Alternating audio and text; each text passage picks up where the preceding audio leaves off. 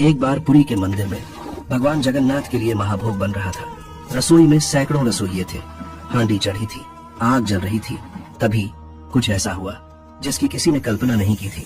भगवान जगन्नाथ स्वयं रसोई में प्रकट हुए और बोले, मुझे बहुत भूख लगी है, मुझे अभी भोजन चाहिए। रसोइये घबरा गए।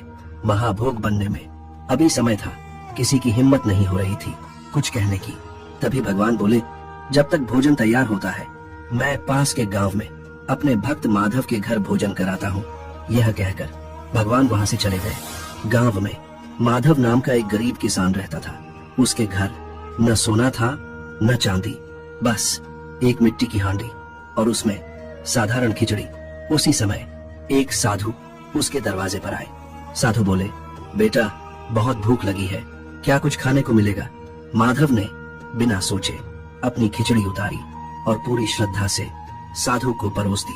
साधु ने प्रेम से खिचड़ी खाई, फिर मुस्कुराकर बोले, माधव तुम्हारा यह भोजन मेरे महाभोग से भी अधिक प्रिय है। यह कहकर साधु अंतर्धान हो गए। उधर मंदिर में महाभोग तैयार हो चुका था। पुजारी भगवान को भोग चढ़ाने पहुंचे, लेकिन जो उन्होंने देखा वह अविश्वसनीय था। भगवान जगन्नाथ की मूर्ति के होठों पर खिचड़ी के दाग थे। पूरा मंदिर स्तब्ध रह गया। अब किसी को कोई संदेह नहीं था, भगवान साधु के वेश में माधव के घर भोजन कराए थे। उस दिन सबको समझ आ गया, भगवान सोने चांदी का नहीं, प्रेम का भूखे होते हैं। सच्चे भाव से बना साधारण भोजन भी महाभोग बन जाता है।